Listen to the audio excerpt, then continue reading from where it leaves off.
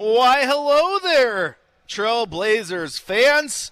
Welcome into another edition of Blazers Game Day. Chris Burkhardt here with you. As always, you can follow me over on social at Chris J. Burkhardt. And, well, we're going to get through this one together. Brenden is over there. He's pushing buttons. He's my super producer for the day. I told him to make sure he had his Robin mask and cape at the ready, though, just in case Batman needs to tag out. I woke up this morning, and this voice of mine, oh boy, it was cracking. It was a little raspy. Even my wife just, when your wife looks at you and the first thing she says in the morning is, "You sound terrible." Like, you're in for a real good day. But kudos to Danielle because she got the tea going. She got the cough drops ready. She got the honey. The voice is now in radio hosting mode, and we're all good to go. We're here getting you ready for Trailblazers versus Jazz. But before we get to that, I gotta say, hope everyone's Christmas was absolutely awesome. To everyone out there who celebrated, it was fun for the Burkhardt house. I know that my girls got absolutely pampered. They're at home right now enjoying some of their presents, and as is Mom. And, man, that's what it's all about, is just the giving and the family and the food, which was amazing. Grandma knows how to knock that out of the park. And my wife we woke up to Loco Mocos on Christmas morning, baby. I mean, she's like, "I don't know if you want that." Well, she might have inadvertently started a new tradition. Like, that's the thing. Loco Mocos for Christmas, that is a way to start Christmas Day, let me tell you what. So my Christmas Day was absolutely phenomenal. I hope everyone else had a wonderful holiday as well. You know who didn't have the best time leading up to it, though, was your Portland Trailblazers. Your Portland Trailblazers did a little Texas two-step, as it were, with a stop in San Antonio and a stop in Dallas, and they took the L's on both of them. Unfortunately, the Blazers went into San Antonio, and they couldn't hang with Victor Wembanyama like they did a few weeks ago at home. They lost to the Spurs 114-94, and then 2 days later, they stop in Dallas on the 23rd, the eve of Christmas Eve, and they lose to Luka Doncic and co. 132-108. And in that game, it was, the Mavericks, last time they played the Blazers here too, is kind of the same thing where everyone got going. Kyrie didn't play in that one, but they found ways to get everyone involved. Quentin Grimes had a big game, and he didn't have a big game in this one, but again, Kyrie was back, and the scoring distribution for the Mavericks was pretty good. I mean, 4 of the 5 starters in double figures, 2 of them with 20-plus. Daniel Gafford had 23 points off of the bench as well. The only player who didn't score was Kessler Edwards in that victory for the Mavericks. Everyone on the bench found ways to impact the game as well. P.J. Washington Jr., he had 12 points, 4 rebounds, and 2 assists. 13 points from Klay Thompson. Luka Doncic, 27 points, 7 rebounds, 7 assists, and of course 20 points and 3 rebounds, 2 assists for Kyrie Irving. And then the Blazers side of things, Jeremy Grant struggled again. He had just 3 points on 1 of 7 shooting, and the Blazers need him desperately to find that shot, because when he's struggling, the team just has a hard time finding ways to stick with teams, right? And Ant's having kind of a downtime too. We'll get to him in just a sec. But when your 2 go-to scorers are struggling to get the ball in the net, man, you're going to struggle to keep up with this team. I thought Casey Holdall said it so well the other day in the pregame show with Curtis Long, talking about how this team, they can compete. Like, they can win games, but they have to stay with these teams punch for punch. The minute they get down, they just don't have the scoring prowess to come out and get out of these big deficits, right? They'll have their hot nights where they're hitting buckets and they're matching 2 for 2 and matching 3s for 3s and keeping it close. But if a team goes on a run, this team just doesn't have a lot of 10-0 runs in them to get back in games. So you got to stick with these teams. And when your two of your top 3 scorers, and Jeremy Grant and Anthony Simons, are struggling, you're in for it. Like I said, Jeremy Grant, 1 for 7, just 3 points in that loss against Dallas, and he has just not had a good go of it as of late. You look at that San Antonio Spurs game as well. He was 2 of 12 from the floor for just 5 points. So that's 8 points over his last 2 games, and struggling to see the shot fall. Toumani Camara, he had 5 points, 12 rebounds, and they needed all of those. He was a glass cleaner in that game against Dallas. Again, he never is going to be one who lights the scoreboard up. He's going to have his nights where he gets 10, 10, 12 points, but that's not his game. Defense and rebound and everything else, he did wonderfully. DeAndre Ayton had 16 points and 9 boards. Shaedon Sharpe had 13 points on 6 of 14 shooting. So, again, you start going down the list. The Blazers were led in scoring by Denny Avdia off the bench with 19 points as he kind of gets back into form. And Jabari Walker played just the fourth quarter there, and he had 13 points. So, again, it's a weird game. I mean, Denny Avdia shouldn't be leading you in scoring on these nights. In fact, probably shouldn't be leading you in scoring any night when you have guys like Ant and Shaedon and Jeremy Grant. But that's what it was. And then Anthony Simons, he had 10 points and 5 assists. He was 5 of 12 from the floor. And that 10-point spot, that's a tough one to swallow, really, if you're Anthony Simons. I mean, it was just a few nights ago against Denver, right, where he goes in, he has a big night, he hits the game winner, and you're like, oh, right, maybe he's found his stride again. He was 11 of 20 from the floor. He had 28 points. Things are looking good. And then the last 2 games, it's been kind of back down to the reality of what Anthony Simons has been this year. And it's just been, to steal a phrase from Brenden, for lack of better terms, he's just been off. He's just been off. This year, Anthony Simons currently averaging, 17 points. There's the number, 17.4 points on the season, which is down from 22.6 last year, which was a career high. Also, that three-point shot is not coming around yet. He is shooting just 32.3% from beyond the arc, and this is a guy who's a career 38% shooter. So not a good year for Anthony Simons, and I just don't know where to go to put my finger on what the reason is as to why that is happening, but it is just not good, not fun, right? And it's just tough. If you want to join the chat, guys, YouTube is a way to do it. It's just the still screen up there, but you'll be able to hear me. I didn't get the camera set up. Brendan's out there doing all he can. Where Kirk says, OMG, I ate like a king. That was there when I was telling him, I hope everyone had a wonderful Christmas. I ate like a king, too. Here's the thing, Kirk. My stomach quite enjoyed it, and I did pace myself. But like I said, my wife woke up and made us Loco Mocos, and if you don't know what that is, it's a Hawaiian staple, a bed of nice, beautiful white rice, a hamburger patty or 2 on top, a couple of fried eggs on top of that, slathered in some brown gravy. You crack that yolk, it all mixed together. It's a beautiful, beautiful Hawaiian dish. That was breakfast. Let me tell you what, that thing is filling. And then I went to Grandma's house. And Grandma's Italian, so there was some fresh made lasagna, and there was some honey baked ham as well, and all the fixins, and it was delicious. And then we did the 2 family things. Then we had to go to my wife's side, and we got over there, and there was turkey, and there was brisket, and there was some stuff. Oh my gosh, I had 3. I didn't eat like a king. I ate like 3 kings at 3 separate meals, and it was absolutely phenomenal. Absolutely phenomenal. And then I woke up and I was like, what's for breakfast? Because yesterday was pretty awesome. I don't know how the rest of the day is going to catch up to that, because the food-wise, like I didn't need a present under the tree. You give me family and that food, that was wonderful. And some football, because I was rooting on the Ravens. I had their defense and Derrick Henry in my fantasy football championship game. It's a good day. It's a good day. Also, I think if you look at what happened there on Christmas, man, it's been a talking point by all the talking heads, but that is the NBA might have a case to just start playing basketball on Christmas Day, and they got to find a way to steal it from the NFL, even though that's not going to happen. Christmas Day has always been like a basketball day, but wouldn't it be great if you just canned October, late October, early November, right? Because right now the ratings are struggling for the NBA. I wonder why. They're going up against college football and the NFL almost every day of the week now.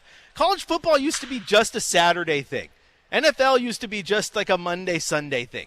Yeah, now the NFL is being played on Monday. It's being played on Thursday. It's being played on Sunday. Now that college football is air quotes done, it's being played on Saturdays, right? College football, it's being played on Thursdays. It's being played on Fridays. It's being played on Saturdays. It's being played on Wednesdays for some conferences. The NBA can't battle with that. So you know what? You should just push it back. And I think Christmas Day, opening day for every single team, oh, that'd be money.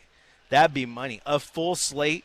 Not behind any paywalls. You can just tune in, and it's just ABC, NBC, CBS. Everything's got NBA games to start the season. You give me what you got last night, LeBron and Steph under the Christmas tree. Oh yeah, let the season begin. I like that.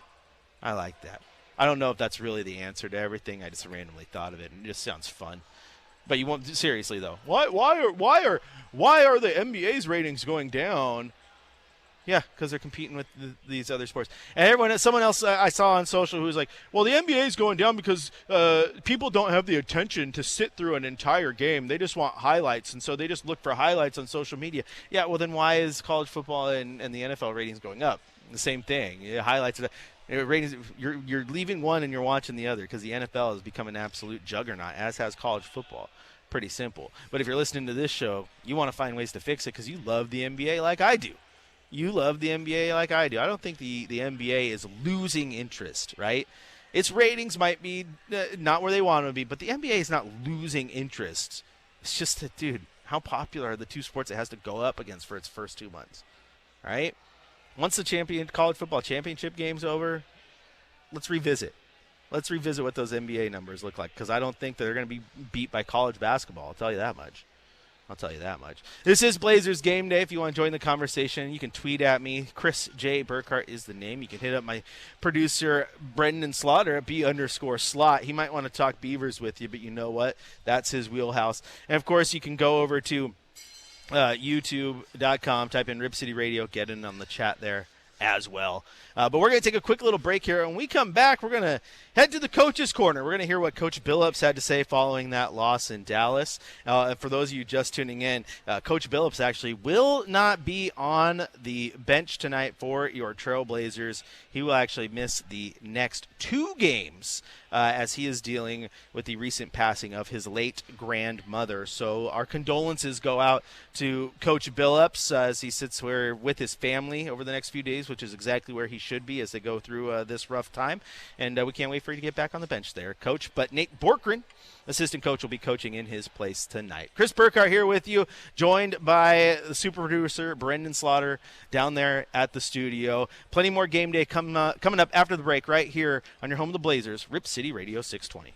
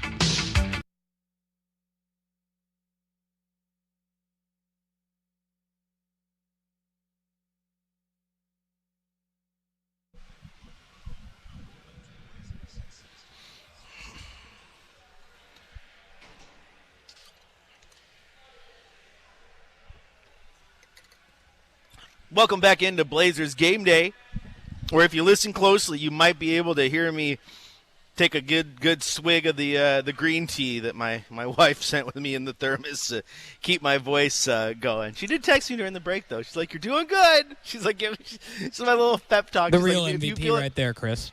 Oh, my God, you have no idea. You have no idea. You wake up, she makes you breakfast, gets the tea going, takes care of you. It's nice. It's very, very nice.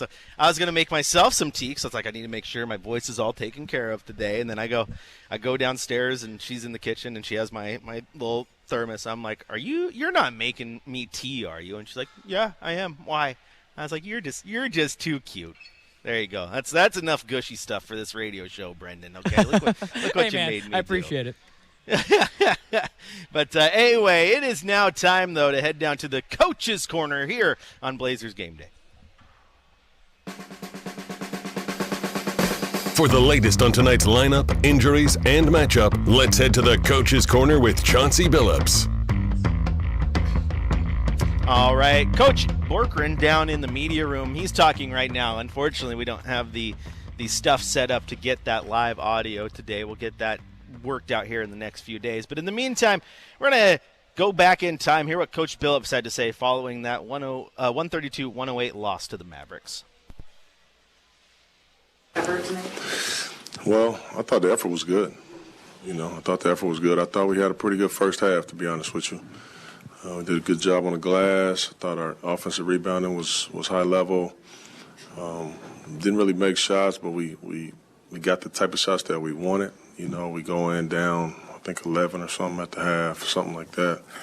But I thought we played well. I really did. And you come out and have a tough third quarter, which we've done a few times this year. But our margin of error is just so small. So small. We go on a 3 or 4 minute stretch where we're not scoring and we're giving up a little bit. It's hard for us to get back in it, especially against these elite teams like this. So it was a tough night in terms of that, but I thought our effort was good. You just couldn't make shots. You got to really be able to. You got to do some real shot making against teams like this, Brooke, to be able to stay in the game. Yeah, how important is it to be able to? I mean, it sounds good where you said score consistently. It seemed like in the third quarter there were just a couple of possessions in a row. They're just like empty. Yeah. It seems like, particularly against a really good team, like that's hard. It's mandatory. It's mandatory, and it's the way we had a chance to beat them at home. Yeah. Is our shot making. We made shots. We kept up with the scoring, and it makes it tough, when you don't, and they do, And then they can open up that lead on you, and then, man, you dang near got to play perfect basketball to get back in it, not to win it, to get back in it, So it makes it tough. You mentioned the effort. You like the effort. Chumani leads all by far with 12 rebounds. Yeah. What did you think of his performance? He was a monster. He was incredible. He was incredible on both sides, defensive glass and his offensive glass. I mean, he's in constant motion the whole time. He was an animal. He really was. I thought he was big time. His defense I thought was good too. I thought Chumani played well. Kind of same idea with DeAndre. After coming back, it seems like he's put together a couple decent performances. Man, I thought DA was really good in this game. His energy was amazing. I thought both of our fives set amazing screens. Their crashing was really good. DA held us in there with some of his shot making, at a tough spot where we couldn't get much. So, yeah, I did. I thought this was a really good game for DA. And there you hear Coach Billups following the game in Dallas. And, yeah, just a tough loss for the Blazers. And he kind of reiterated what I was saying, what I heard from Casey, right? It's just like this team, once they get down, it's hard for them to just get back up, man. They can't outpower these teams. They just don't have the ammunition, right? They don't have the guns to get back in these games. It's rough for this team when they get down. And it's true. I mean, I just don't see a lot of 10-0 runs and 12-0 runs and things that get you back in ball games from this team right now. And so you got to find ways to stick with them throughout the entire game. Like I said, you got to match punch for punch. You can't lose the first 5 rounds and then hope to come get a knockout in the 6th. Like, it just doesn't work that way. you got to stick with these teams. Now, as we were playing Coach Billups there, did get an update coming out of the press conference from Coach Burkhardt, who confirmed that Delano Banton and Robert Williams are both out tonight. Delano Banton dealing with the left hip contusion. Robert Williams dealing with a right ankle sprain. So the Blazers will be down to Clingan and Ayton in that center rotation. Robert Williams, that poor guy, man. This is where it gets rough if you're Rob and the whole, do you trade him, do you not? I know the team sees a future with him. Like, I think you look at their roster and their bigs. I know that Ayton is probably the odd man out, even though Robert Williams is going to garner a ton of attention. But I think that teams are also hesitant to really give up a ton because, man, you got to remember this guy misses a year dealing with the knee injury. He comes back, and then he has a concussion, and he misses time, and now he has a right ankle sprain, and he misses time. And it's like just staying on the court it's tough. It's tough, and that hurts his value, whether it's trade value in the eyes of another team or just the value moving forward to being here in Portland. I'll tell you this much. All you got to do is watch him play. He 100% passes the eye test. You watch him play, and you see why teams like him. You see why the Blazers like him. You see why he was such played such a crucial role for Boston. Like, this guy's good, man. He is so good. He can make those around him better. Like, as the old Yogi Berra once said, like, you can observe a lot by watching, man. And guys like Donovan Clingan can learn a lot by watching Robert Williams play because he plays very, very good defensively. Offensively, I love the fact that he rolls with ferocity to the rim. He looks to make plays. Like, these are things that you just have. Like, you don't really teach that. You just have it. But I think you can unlock it from certain people. And then, like, Donovan Clingan, like, he's a better pure shot blocker than Robert Williams is, but Robert Williams has that athleticism and those eyes in the back of his head, and those are things I think you can start to teach Donovan Clingan. And then, of course, the way he rolls to the basket, I just cannot praise that enough. I love the fact that it's pick and roll to the basket. Like, he is going to the basket and looking to make a play, as where DA does that pick and pop, man. So I love Robert, but man, he's hurt constantly, and it's a rough go when you're hurt all the time. Also, shout out to Kirk. He says, I'm lucky. He says, I love my wife. You're lucky, Chris. Nothing better than an awesome wife. That's true. That's true. She takes care of me, man.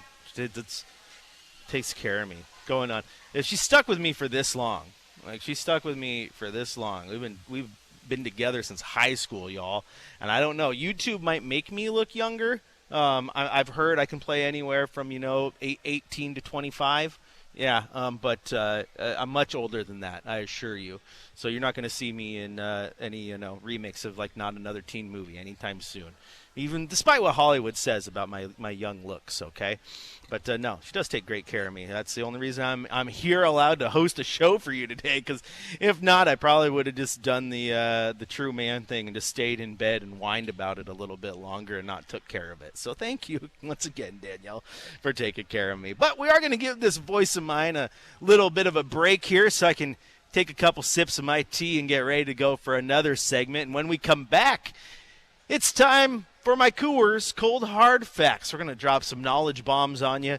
Still got our keys to the game to get to as well. And remember, as soon as this show's over, keep it locked here on Rip City Radio because Chad Dewing will have the Trailblazers pregame show across the Trailblazers audio network and then tip off against the Utah Jazz live from Moda at 7 o'clock with your radio voice of the Trailblazers, Travis Demers, on the call. But this is Chris Burkhardt here with you on Blazers Game Day, presented by Coors Light on your home of the Blazers, Rip City Radio 620.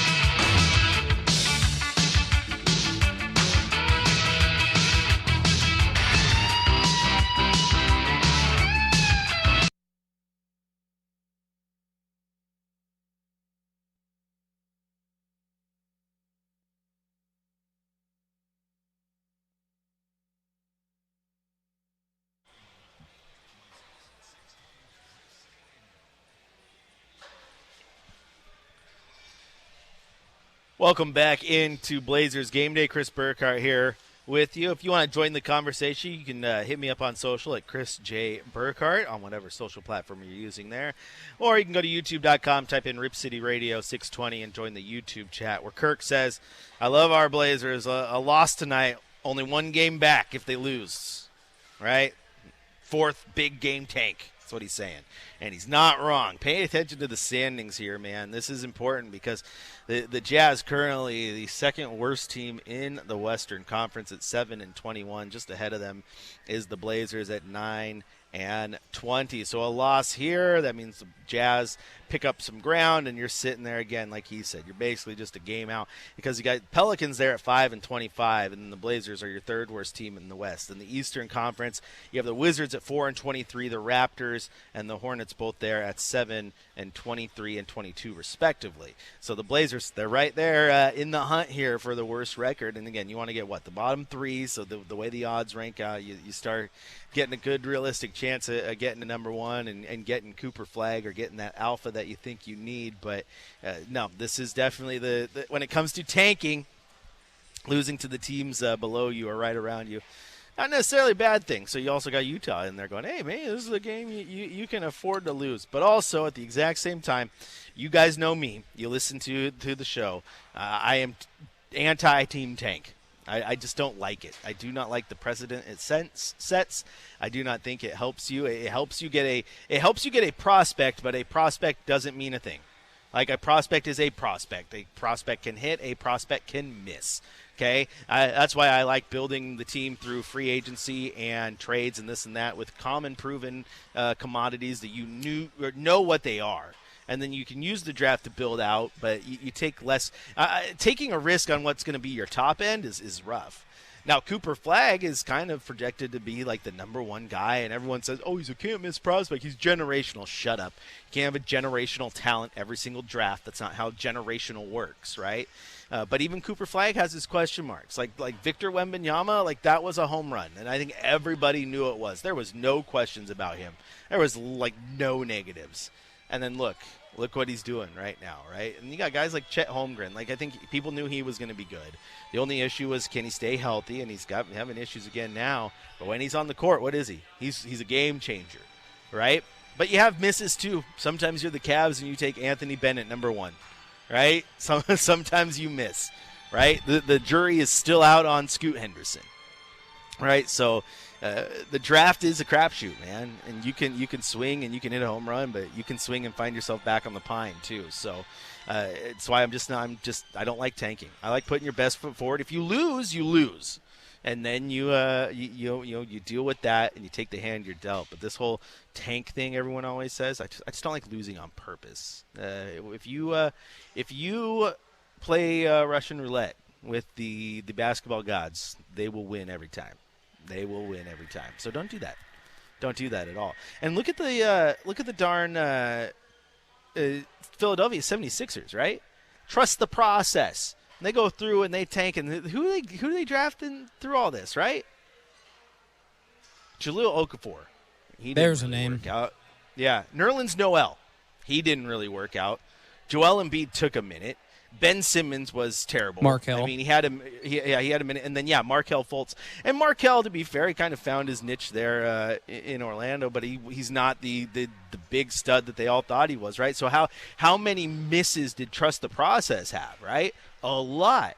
Now Joel Embiid has been great, but at the same time, I mean, he's not leading them to a championship yet either. So they mortgage a lot. You mortgage a lot, and to the point, though, sometimes all you need is that one to hit because Embiid hit, and all else was gravy, right? But they still have work to do. The whole point is it's not proven. Oh, by the way, before we get to our keys to our cold hard fact here, Brenden, I want to let you know personally that you're gonna be happy. You should be excited because I got thrown off a little bit in the middle of what I was just saying there because the Shack of Troutdale. Right, Drew Eubanks plays for this Utah team, and they did just fire up the chainsaw in Moda.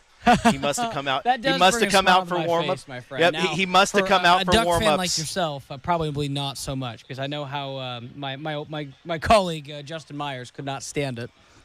Hey, you can love it. You're supposed to love it. I think the dang chainsaw is one of the most annoying things in the Beavers do it. So, also, I told you this before. I can't get behind using the sound effect of the thing that takes away the beaver's natural habitat. Okay, that's just I don't like that.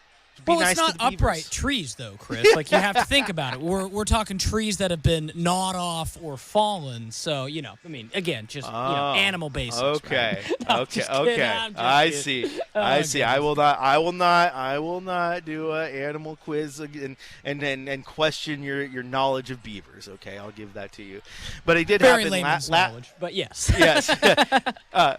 But last game, too, it was actually funny, Brenden, now that we bring it up, because Drew Eubanks came out to do his pregame warm-up, and he was going through his free throw routine, and they fired up the chainsaw, and he didn't expect it, and he just turned over to the scorer's table, and he gave them the biggest smile. So you could tell that he appreciated the little nod to his time there at Oregon State. That's awesome. So yeah, no, it's one of the coolest things to see. And to be honest with you, Chris, obviously he plays for the Jazz and played for the Suns a year ago, but I'm not gonna lie, still one of the coolest stories of recent memory. Very few thought he was going to be impactful for the Blazers beyond that first tanking team, and he's parlayed himself into a couple good years. So good for Drew. I will point out to the people who listen to this show, they can verify, because I was pointed and laughed at for saying that he was a good signing because he's a good backup center, and guess what? He was. All right, Brenden, get ready, push the button. It is time for our Coors Cold Hard Facts. It's time for the Cold Hard Facts. Presented by Coors Light. Mountain Cold Refreshment. Choose chill. Celebrate responsibly. All right, fact number one. We're taking it away from basketball. Fact number one, and it's a Coors Cold Hard Fact. Take care of yourself out there, all right? Make sure you're hydrated. Make sure you're washing your hands. You're telling your children who are coughing all in your face to at least cover up a little bit. All right? Make sure you have some tea at the ready just in case, because 'tis the season to get sick. Oh my goodness. Oh my goodness. And I have it worse. I got those three little angels of mine, and if you got the kids who go to school, you're building up an immunity as a parent because you're getting exposed to everything under the sun. Yeah, so take care of yourself out there. No one likes being sick. It's not fun. Now to basketball. I thought you were going to say Clorox wipes, Chris. Keep them at the handy, all right? No, taking it back to basketball now. We were just talking about Drew Eubanks, right? He's a former Blazers center and did a pretty good job here, all things considered. And speaking of Blazers centers, man, looking at the center rotation right now, the Blazers need to make a move. And I know this seems like a dumb fact, but man, I just don't understand why we are just continuing to hang on to what you have here. And I know that it takes a lot. It takes both teams one team to trade him, and both teams got to have interest. But DeAndre Ayton is who I'm talking about here. I like DA. Okay, I've been vocal about that, but the motor thing, it's there, and it's not. Sometimes it's great, sometimes it isn't. Like even that game against Dallas, man, he was 8 of 11. It was good. There's ways you could build your roster. Now, see in Phoenix right now, they are done with the Yusuf Nurkic experiment. Reports are that he's on the outs. They're trying to find ways to move him, which also confuses me. Like he's a perfectly good center. You got Kevin Durant. You got Devin Booker. Find ways to maybe upgrade a Bradley Beal or something. You heard the Jimmy Butler stuff, but then Miami says that's a no-go. But sometimes centers can be up and down. I get it. But, man, the longer DeAndre Ayton is here, the longer Donovan Clingan is just going to get disrespected, right? And what do I mean by disrespected? In a game that the team is losing by 30 points as they were in that game against Dallas, Donovan Clingan plays just 15 minutes, man. And the minutes restriction and this. No, it's because the team's healthy and you're balancing getting him in. You got, the Robert Williams didn't play that game, but he's been in before, and he gets his 10 minutes, and then Donovan gets his 12, and then DeAndre Ayton gets his 25-30. Like I need to see a way for Donovan Clingan to get into that starting lineup and not give it back, right? That's what I need, and the only way to do that factually right now is to trade DeAndre Ayton. DeAndre Ayton, I don't think for a second it would take being moved to the bench. I don't think that's going to work, right? He said you could play him at the 4, but that works in spurts, and I don't think they're moving Jeremy Grant to the bench right now either. But the longer he's on the roster, the longer Donovan Clingan sits there and doesn't play. And I don't get that. I do not get that. I went through this with you guys earlier in the season where I'm like, why is he playing 13 minutes a night? Okay? And then you saw what happened. What happened when D.A. got hurt and Donovan Clingan gets starts and he plays a fat complement of the minutes? Oh, I don't know. He has games where he has 8 blocked shots and games where he has damn near 20 rebounds. Like, the guy's been great when he's been given minutes. So to continue just to relegate him to, get your little pennies of rotation minutes just doesn't make sense to me. It doesn't sit well with me. So my cold hard fact is Blazers need to find a way to move off of DA, and they need to find a way to move off of DA quick. Because in DC, I trust. I want to see Donovan Clingan be that guy. All right, Chris Burkhardt here with you, joined by Brenden Slaughter over there back at the studio. Plenty of more game day coming up. When we come back from the break, it's time for your keys to the game. I'm going to lay out what the Blazers need to do to get a little bit of redemption from last time when Utah came into town and get a victory here at Moda. This is Blazers Game Day presented by Coors Light on your home of the Blazers, Rip City Radio 620.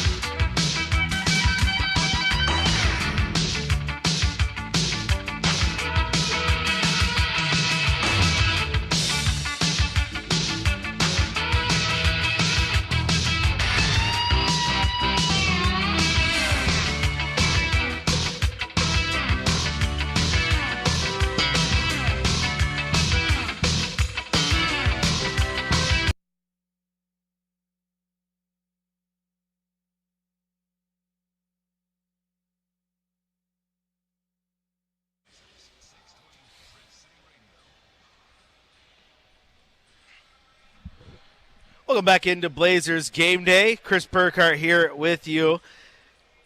And it is a rough one tonight as the Blazers welcome the Utah Jazz to town. And I say it's a rough one because the memory is still fresh as to what happened last time Utah came to town. So hopefully the Blazers can kind of put that one to bed, get some redemption, and get a victory tonight. And speaking of victories, it's time now for our keys to the game.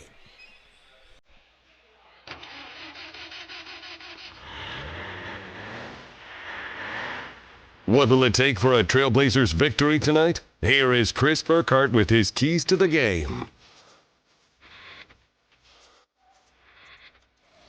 All right.